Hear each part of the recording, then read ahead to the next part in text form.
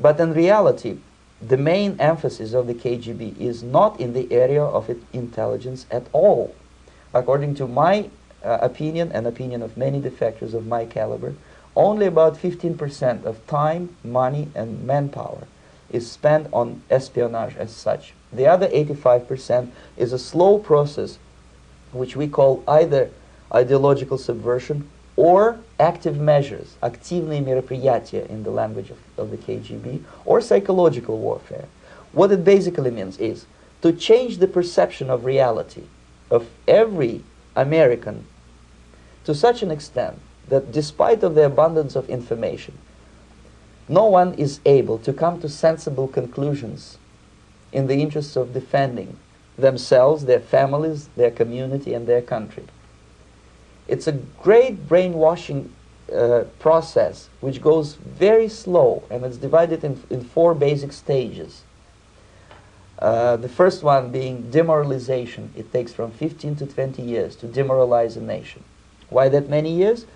Because this is the minimum number of years which requires to educate one generation of students in the country of your enemy, exposed to the ideology of the enemy. In other words, Marxism-Leninism ideology is being pumped into the soft heads of at least 3 generations of American students without being challenged or counterbalanced by the basic values of Americanism, American patriotism. The result you can see, most of the people who graduated in the 60s, dropouts or half-baked intellectuals, are now occupying the positions of power in the government, civil service, business, mass media, educational system.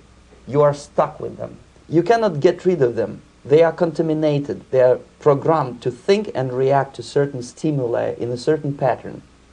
You cannot change their mind, even if you expose them to authentic information, even if you prove that white is white and black is black, you still cannot change the basic perception and the logic of behavior. In other words, these people, the process of demoralization is complete and irreversible.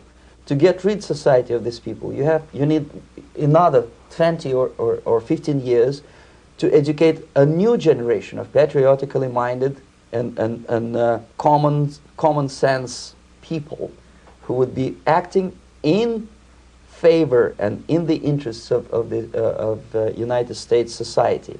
And yet these people who've been programmed and, as you say, in place, and yes, who are favorable to an opening with the Soviet concept, these are the very people who would be marked for extermination in this country? Most of them, yes. Simply because the psychological shock when they will see in future what the beautiful society of equality and social justice means in practice, obviously they will revolt. They will be very unhappy, frustrated people. And the Marxist-Leninist regime does not tolerate these people. Obviously they will join the links of dissenters, dissidents. Unlike in present United States, there will be no place for dissent in future Marxist-Leninist America. Here you can get popular like Daniel Ellsberg and filthy rich like Jane Fonda for being dissident, for criticizing your Pentagon. In future, these people will be simply squashed like cockroaches. Nobody is going to pay them nothing for their beautiful, noble ideas of equality.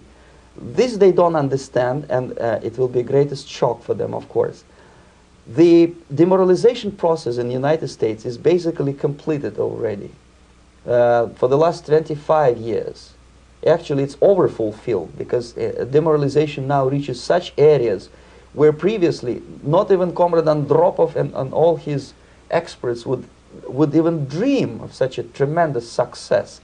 Most of it is done by Americans to Americans, thanks to lack of moral standards. As I mentioned before, exposure to true information does not matter anymore. A person who was demoralized is unable to assess true information. The facts tell nothing to him. Even if I shower him with information, with authentic proof, with documents, with pictures, even if I take him by force to the Soviet Union and show him concentration camp, he will refuse to believe it until he is going to receive a kick in his fat bottom. When a military boot crashes his, then he will understand, but not before that. That's the tragic of the situation of demoralization.